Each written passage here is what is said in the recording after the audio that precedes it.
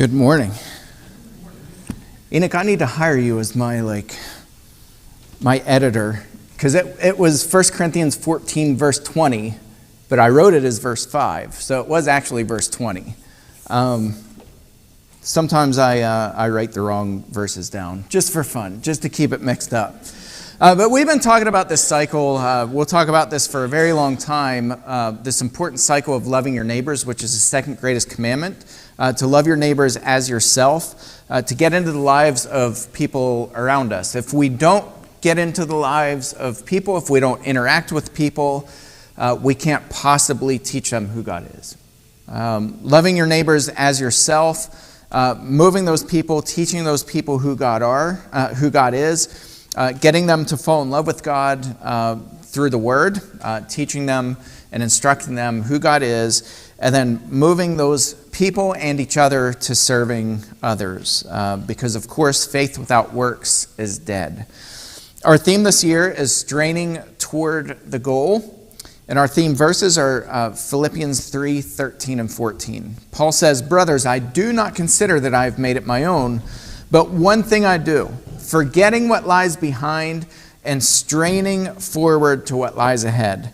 I press on toward the goal." The literal translation of that is, I hunt down the goal for the prize of the upward call of God in Christ Jesus. By now you should know that Paul's focus was on the mission to spread the word to everybody.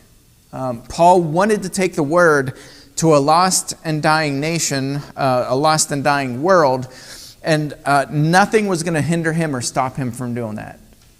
The only thing that would slow it down for Paul, but Paul trained people to pass the baton on, would be death, physical death. Other than that, Paul talks about chains. He says when he's in chains, that only helps to strengthen his message getting out to people. Paul says also, whether I'm free or in chains, it doesn't matter.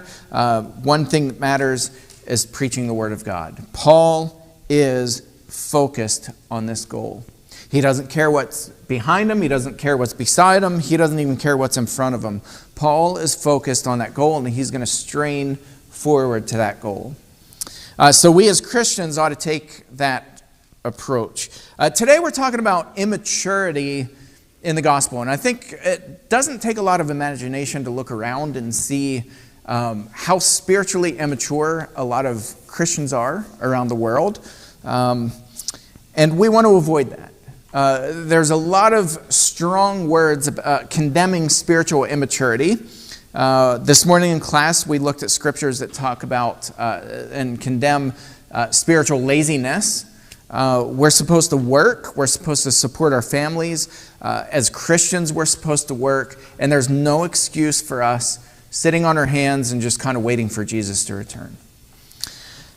With that said, we're talking about spiritual immaturity.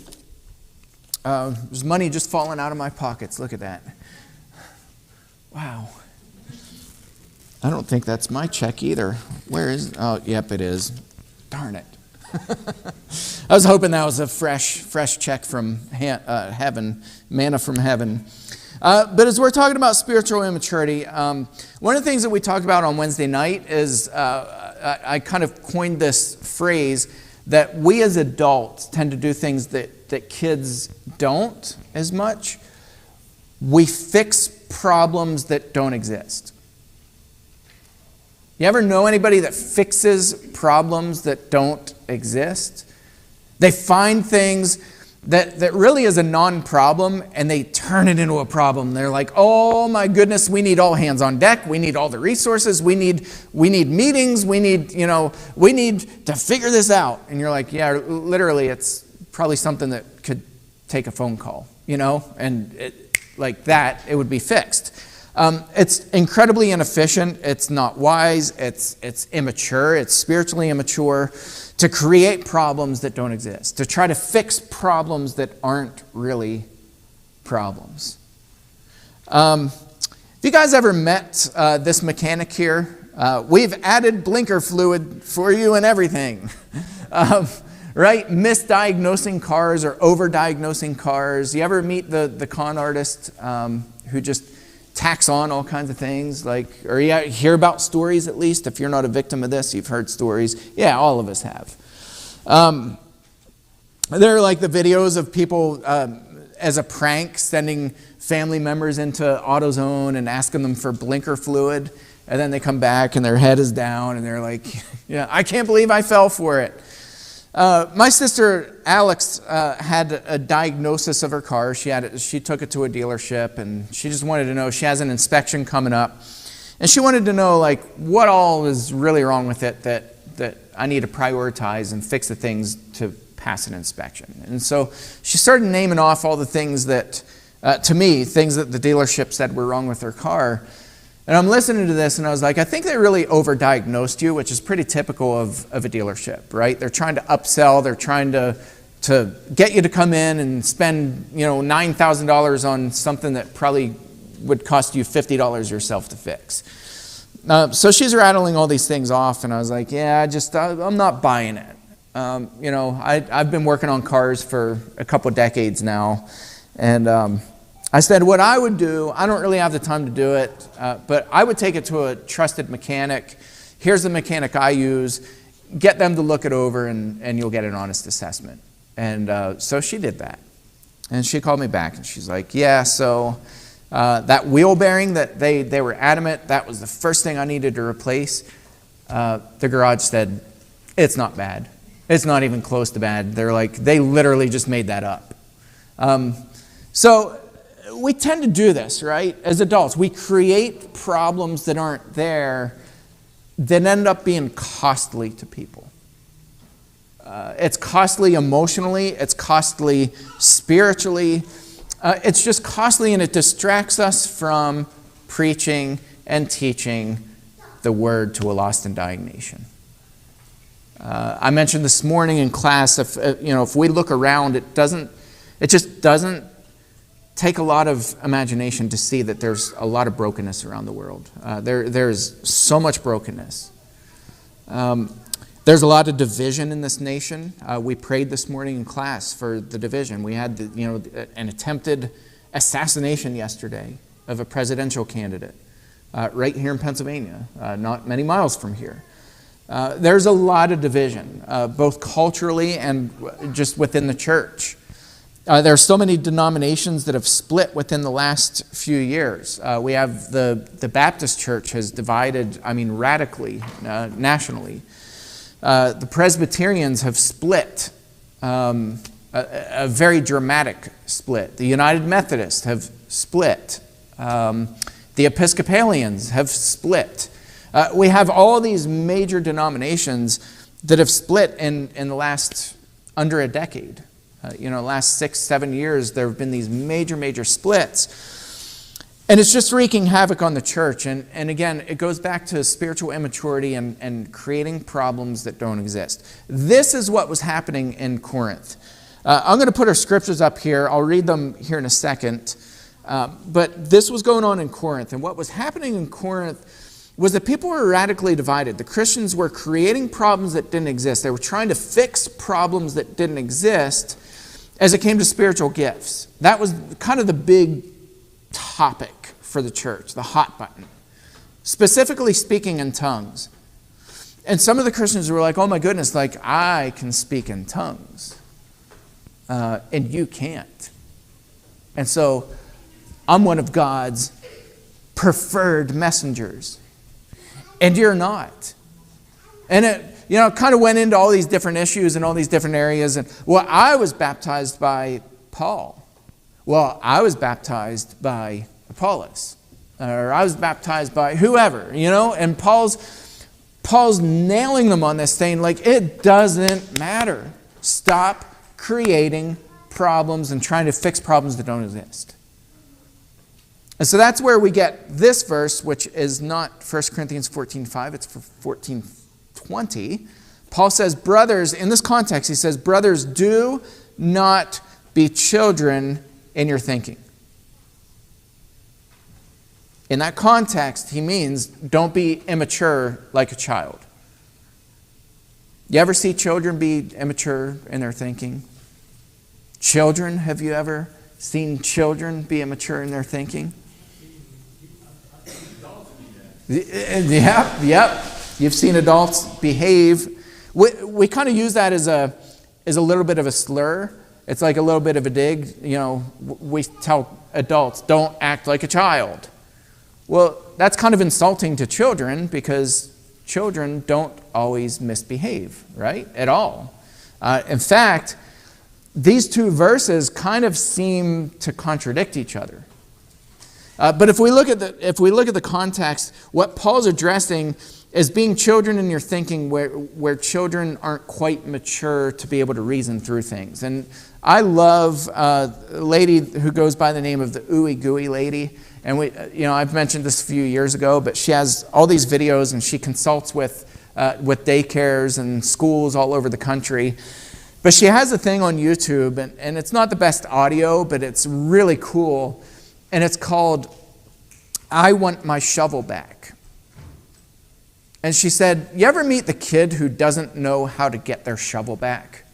They're playing on the playground and somebody takes their shovel and they just melt down into a pile of tears. And I want my shovel back. And she's like, well, just ask for your shovel back. I did, but they took the blue one and gave me the red one and I want the blue one. And she's like, we've got to teach our children how to get their shovel back. You walk up and you say, I want my shovel back. And she's like, it's amazing because parents will say, oh, well, my kid can speak, my kid can say the alphabet in 7 different languages. And my kid can do this and has all these trophies. And she's like, yeah, who cares? Nobody likes your kid. So her point was, we need to teach our children to think and behave more maturely, to problem solve, to get their shovel back. This is what Paul's addressing in 1 Corinthians 14:20. Don't be children in your thinking. Don't melt down. Don't forget how to get your shovel back. Be infants in evil. Well, what do infants think about evil? Right? We have Everly here. Let's ask her. Everly, what do you think about, murder? Well, she doesn't seem very interested, right? She's sound asleep. She's zonked out. Be infants in when it comes to evil. They don't know what evil is. They don't have a context for what evil is. Paul's telling the Corinthian church, be infants in the way that you think about evil. Don't even think about evil. Don't obsess about it. Don't try to fix it. Don't be innocent in the way that you think about evil. Be infants in the way you think about evil. But in your thinking, be mature. Translation, get your shovel back. It's not that hard to solve problems. Typically. Most problems in life are pretty straightforward. They're pretty easy to come up with a resolution. They don't require meeting after meeting after meeting. They don't require phone calls. They just require and how much we can learn from children. I think we radically underestimate it. I think we do our kids a huge disservice. I don't think we disciple our children enough. I don't think we have our children preaching from a young age enough, or we don't teach our children to do things like, sponsor wells, right, from 8 years old. We don't do that enough in the church, just generally. We don't give our children enough credit. And Jesus says this. This is in the context of mercy in chapter 18, Matthew 18. He says, at that time, the disciples came to Jesus saying, who's the greatest in the kingdom of heaven? What are they doing here? They're not getting their shovels back, are they? Which one of us is better? Who's better? Who's better in the kingdom? Who's the better one? Right? They're literally fighting over who's the best in the kingdom of heaven. Jesus doesn't yell at them. He doesn't call a meeting. He doesn't talk to other people and collaborate and be like, well, let me get the opinion of, John the Baptist and figure out how we're going to walk through this. He simply does this. Jesus teaches them to get their shovel back. He says this, and calling to him a child, he put him in the midst of them and said, truly I say to you, unless you turn and become like children, you will never enter the kingdom of heaven. right? He's using this in a positive sense. Where Paul used it in a negative sense, Jesus is using that in a positive sense. Whoever, and here's the key, whoever humbles himself like this child is the greatest in the kingdom of heaven.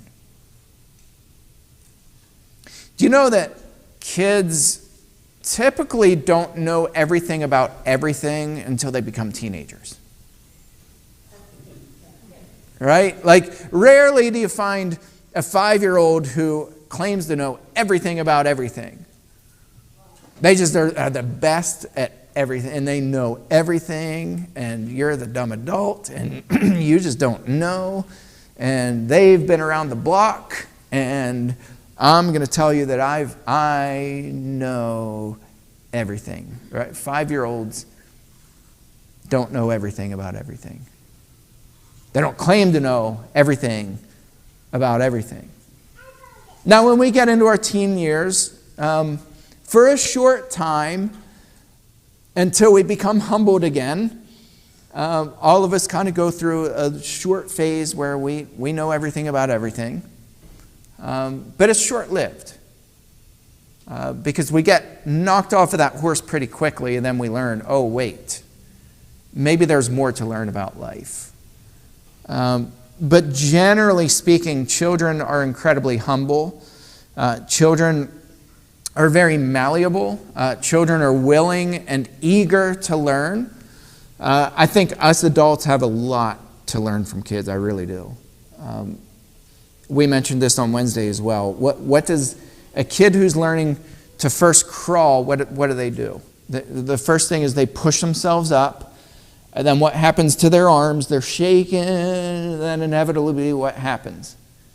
Their arms give out and they plop over. What does that child do next? You can say it out loud. What does the child do next? They try again. They don't think about it. They don't melt down. They're not like, oh, I'm so dumb. I'm a failure. They push up again, and then they roll over, and then they start to crawl, and then they start to stand up, and their legs are wobbly, and then inevitably what happens? They fall down. What happens next? They get back up. They fall down. They get back up. They fall back down, and then eventually they take a step or two, and then we're cheering them on, and we're like, oh, you're so amazing. And then they do it again. And then they take more steps. And then eventually they're walking. And then they start running. And then they start climbing and digging into all of your drawers. And then you have to put those dumb locks on. But kids are extremely resilient and willing to learn, and they're sponges, and we do not give them enough credit. Jesus says, you want to be first in the kingdom of heaven? Be like this child. Be like the child who doesn't even think about doing these things. They just go out and they do them. When Jesus sent his disciples out, he didn't train them for months and years and, send them to university. What did he do? He gathered them up, sent them in twos, and he said, you're going to experience all kinds of persecution. You're going to see all kinds of horrible things that you couldn't even imagine. Now go. If you're accepted, then stay there a little bit. If you're rejected, shake the dust off your feet, move to the next town, then come report back to me. Literally, that was how advanced Jesus' training was to send his disciples out. Whoever wants to be the greatest is going to become like a child, humble themselves and say, I'm willing to go out and to fail and to get back up again and to fail and to get back up again and to fail and to get back up again and to fail and to get back up again, but I will learn to walk. Because that's what we're meant to do. We've got to retrain the way that we think as Christians, and we've got to stop being so afraid of failure. It's so crippling, isn't it? So many Christians are caught in their own little bubble for their entire Christian lives because they're so afraid to make a mistake.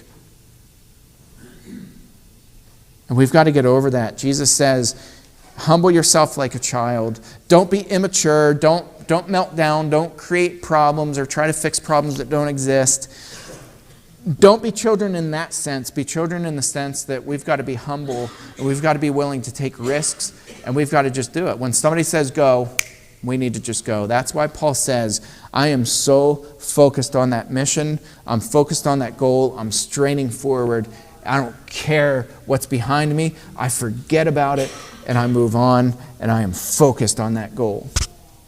Guys, if we do that, we're not going to be posting all these political nonsense stuff on Facebook and getting caught up in all the mainstream stuff that's going on. We will stay focused on the goal.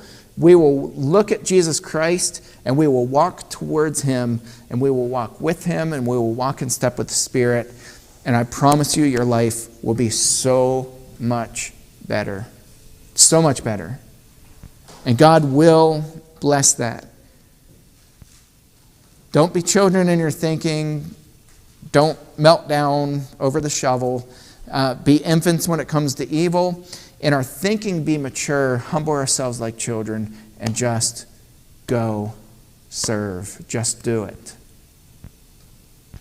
That's your encouragement. That's your message for the week. If there's anybody who's not yet taken the step to put Christ on a baptism and you're ready, we would invite you to do that.